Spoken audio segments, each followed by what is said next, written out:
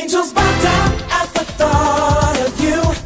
The darkness gives way to the light for you.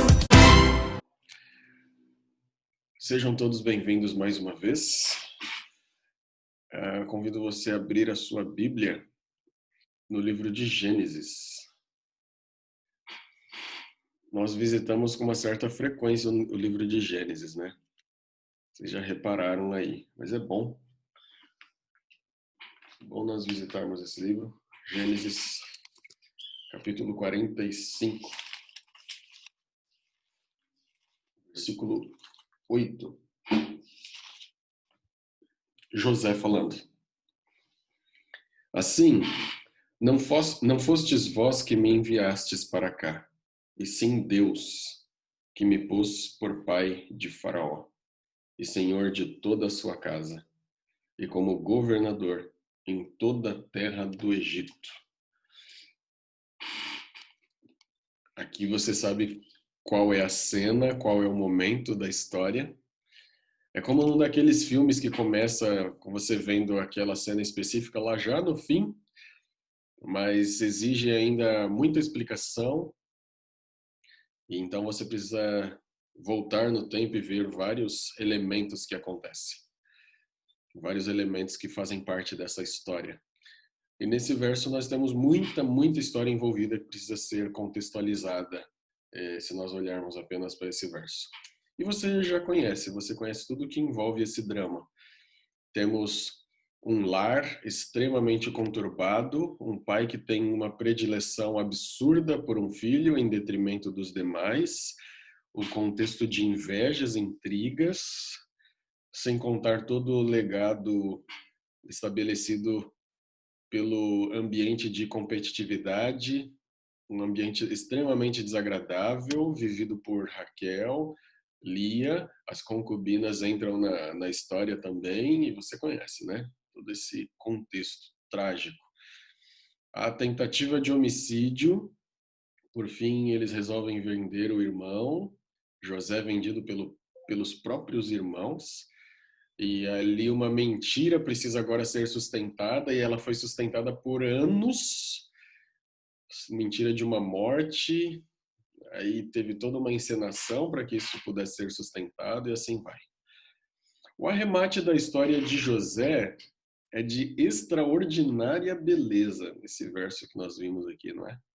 Seus irmãos nem de longe podiam fazer a conexão entre o irmão que eles haviam vendido e esse poderoso príncipe agora de autoridade ilimitada no Egito, né? Não, parecia que não tinha nada a ver. Como é que eles iam fazer essa conexão? Foi Deus e não as escolhas humanas que havia levado José até onde ele estava. Essa percepção é muito importante. Foi Deus, não foram as escolhas humanas. Foi Deus que havia levado José até onde ele estava. Aparentemente, Deus estava indiferente na dele. Ali via tudo aquilo acontecendo e não estava nem aí.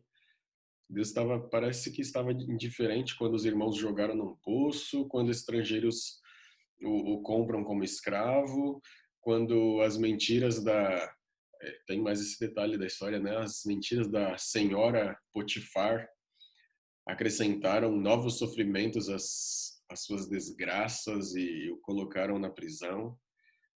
Mas cada fato nessa lista de eventos tinha uma leitura diferente das aparências. Tinha uma leitura diferente daquilo que aparentemente era visto. Precisamente os acontecimentos que pareciam golpes cegos do acaso levaram a vida de José para mais perto da realização do propósito divino. E aqui nesse capítulo, eu li só o verso 8, mas nós temos ali no verso 5. Vamos ler aqui, ó. Veja comigo o verso 5.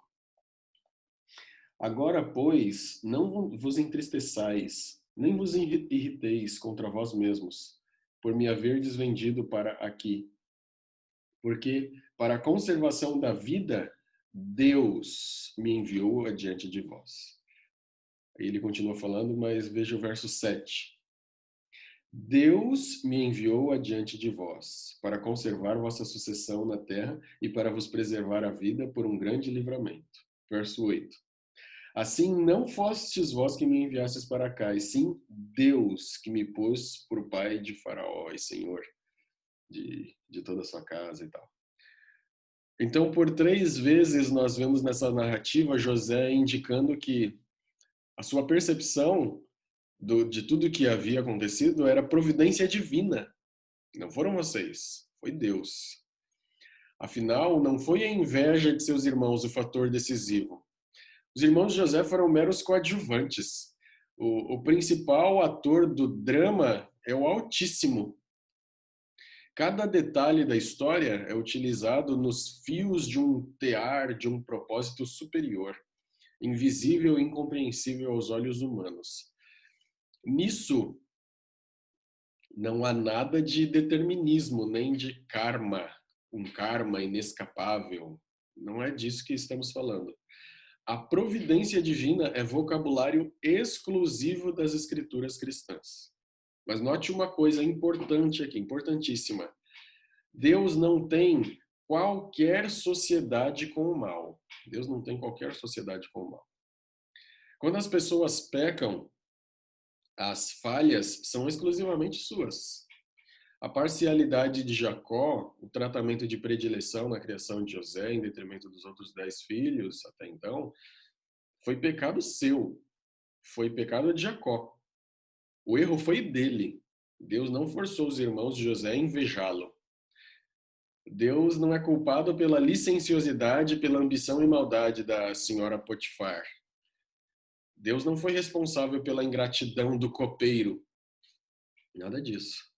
Mas, sem que fosse culpado ou causador de tais males, de maneira misteriosa, nos conselhos da providência de Deus, esse Todo-Poderoso não é tomado de surpresa.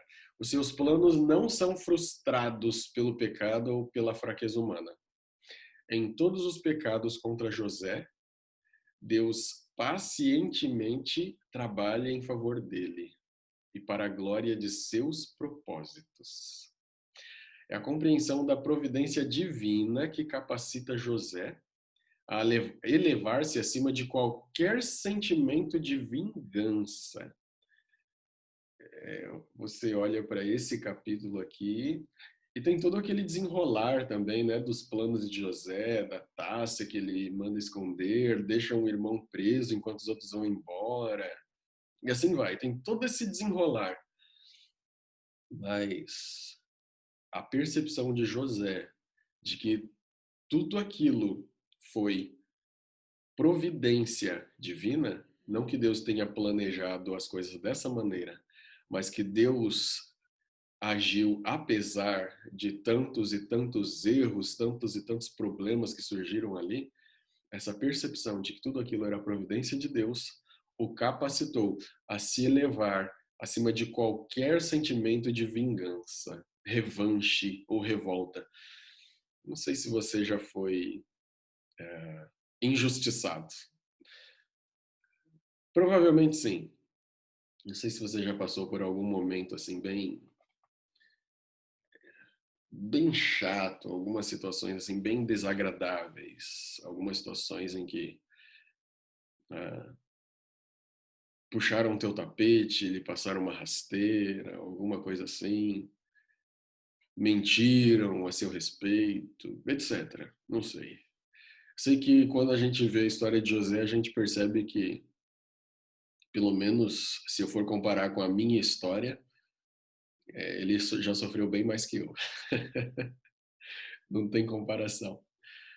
Mas essa percepção de José de que Deus providenciava e Deus estava no controle, capacitou José a estar acima de qualquer sentimento de vingança, revanche ou revolta.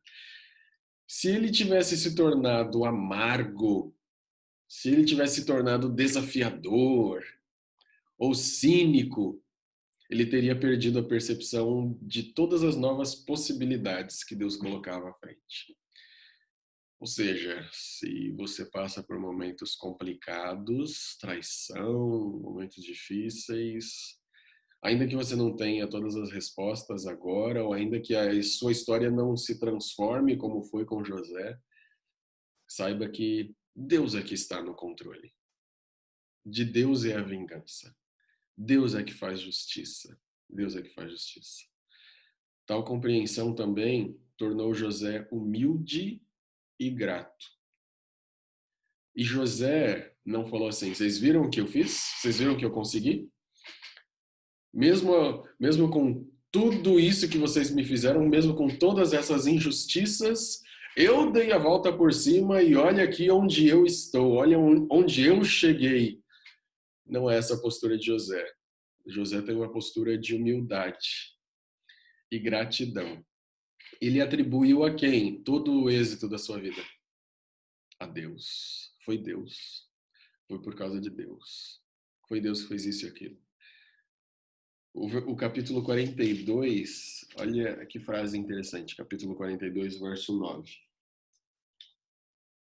Então se lembrou José dos sonhos que tivera a respeito deles. E lhes disse: vós sois espiões e viestes para ver os pontos fracos da terra e tal.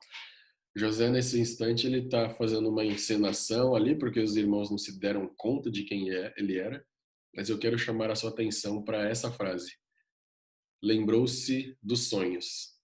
Lembrou-se dos sonhos. Ou seja, José lembrou-se dos propósitos que Deus tinha.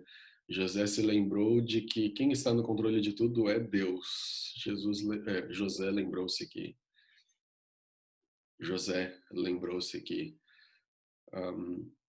Deus está acima de tudo, está no controle e que as suas promessas elas não falham. Deus também nos deu um sonho glorioso. Você conhece esses sonhos? Sabe quais são os sonhos que ele nos concede? O sonho é reinar com Cristo, afinal.